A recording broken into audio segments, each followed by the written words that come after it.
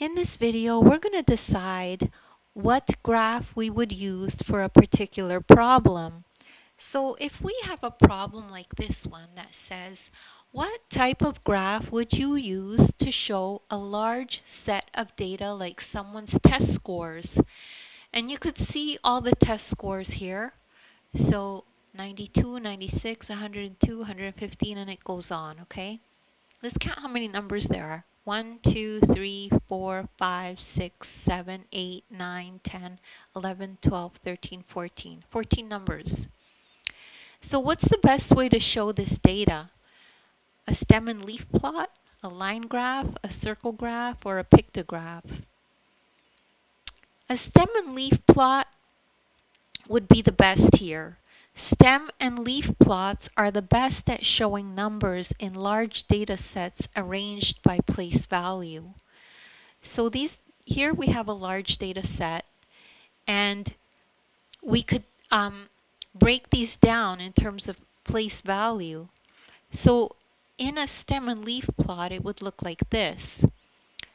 We would take a look at the first variable and the next two variables. So we could see that the numbers are divided up into in the 90s, in the hundreds, and in the 110s, okay? So here we could have 9, 10, and 11, and then we have to figure out how many have the 9 in front, and you put those in order. So there's this one, 91. This is the one here. Here's 92. Here's the 2. And then we have 96 here. Here's the 6 for that. And here's the 9. There's the 9 for that.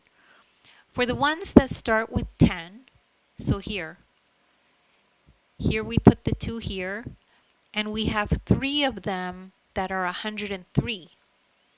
So here's 1, 2, 3. And then we have one that's 108 and 109. So here's 108, here's 109. And you do the same thing for the 11. So there's 111. Here's 11 and 1. That's 111. And then 11 and 3. That's 11 and 3. That's 113.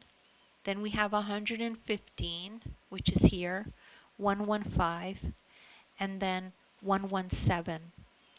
So it's important to note the stems and the leaves must be arranged in order from least to greatest. And in a stem and leaf plot, we usually have a key, and the key tells us what it means. So here, the brown 9 and the green 6 separated by this line equals 96, which is here.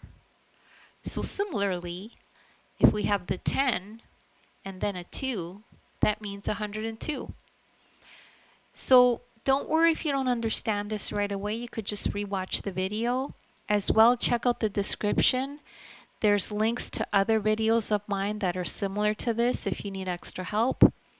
You can also download the ebook. In the ebook, this exact lesson is in there, so you could follow along in the ebook as you watch the video. Please make sure to like and subscribe, and thank you so much for listening.